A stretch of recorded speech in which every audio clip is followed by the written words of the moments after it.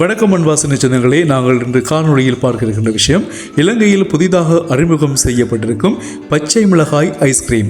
அது என்ன பச்சை மிளகாய் ஐஸ்கிரீம் என்று சொல்லி நீங்கள் யோசிக்கலாம். உண்மைதான், இலங்கையைச் சேர்ந்த நபர் ஒருவர் இந்த பச்சை மிளகாயிலான ஐஸ்கிரீம் ஒன்றை கண்டுபிடித்திருக்கின்றார். இலங்கையின் வெளிமட பிரதேசத்தைச் சேர்ந்த ருவான் லங்கா திலக்க என்கின்ற நபர் இந்த ஐஸ்கிரீமை கண்டுபிடித்ததாக சொல்லியிருக்கின்றார். இந்த ஐஸ்கிரீமை கண்டுபிடித்தது மட்டுமில்லாமல் பலருடைய பார்வைக்காகவும் அவர் அறிவித்திருக்கின்றார். இது சம்பந்தமாக நாங்கள் பார்ப்போம். இலங்கையின் வெளிமட பிரதேசத்தைச் சேர்ந்த ருவான் லங்கா திலக்கு என்ற நபர் புதிதாக பழுத்த பச்சை மிளகாய்களை கொண்டு ஐஸ்கிரீம் ஒன்றை கண்டுபிடித்திருக்கின்றார்.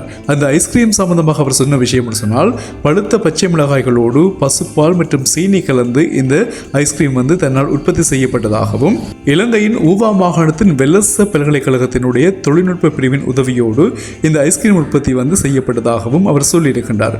முழுக்க வித்தியாசமான ஒரு சிந்தனையில் இந்த ஐஸ்கிரீமை தான் உருவாக்கியதாக குறிப்பிட்டிருக்கின்றார். அது மட்டுமில்லாமல் இந்த ஐஸ்கிரீமுக்கான காப்புரிமையை பெறுவதற்கான விண்ணப்ப படிவத்தையும் தான் இப்பொழுது அனுப்பியிருப்பதாகவும், அந்த காப்புரிமை தனக்கு கிடைக்கப்பெற்றதன் பின்னர் இலங்கையில் சந்தைகளுக்கு அந்த ஐஸ்கிரீம் விநியோகிக்கப்படும் என்றும் சொல்லியிருக்கின்றார்.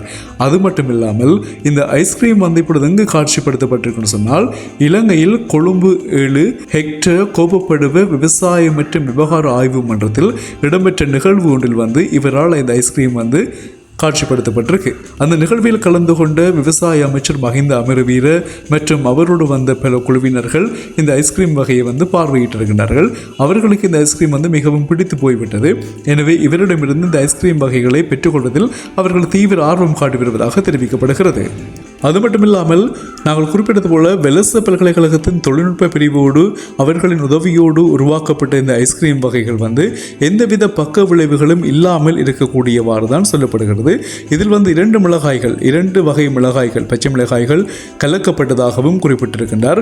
வெறுமனே தனி பச்சை மிளகாயோடு இணைக்கப்படாமல், ஏன்னு சொன்னால் அது வயிற்றில் எரிவு பிரச்சனைகள், ஒவ்வாமை பிரச்சனைகளை ஏற்படுத்தும் என்றதனால் பசுப்பால் மற்றும் சீனி கலந்து பச்சை மிளகாய்களோடு இந்த ஐஸ்கிரீம் உருவாக்க பட்டிருக்கிறது.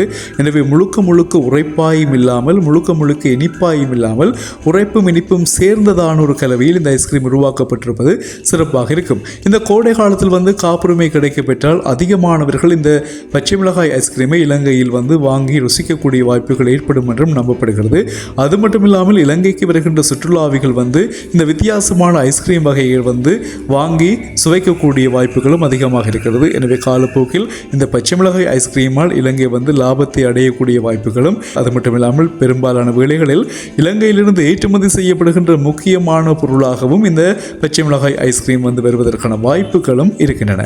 ஓகே சொந்தங்களே, நாங்கள் இந்த காணொலியில் பச்சை மிளகாய் ஐஸ்கிரீம் தொடர்பான விஷயத்தை நாங்கள் உங்களோடு பகிர்ந்திருக்கிறோம். இது இன்றைக்கு தான் முதலாக இலங்கையில் அறிமுகம் செய்யப்பட்டிருக்கு. இந்த விடயம் கிடைத்தவுடனேயே நாங்கள் உங்களோடு பரிமாறி இருக்கிறோம். இந்த காணொலி உங்களுக்கு பிடித்திருந்தால் லைக் பண்ணுங்க, உங்கள் ஃப்ரெண்ட்ஸுக்கெல்லாம் ஷேர் பண்ணுங்க, உங்களுடைய சேனலை சப்ஸ்கிரைப் பண்ணுங்க. மீண்டும் நல்ல பயனுள்ள பிரயோசனமான விடயங்களோடு உங்களை சந்திக்கிறோம். அதுவரையில் வணக்கம் உறவுகளே.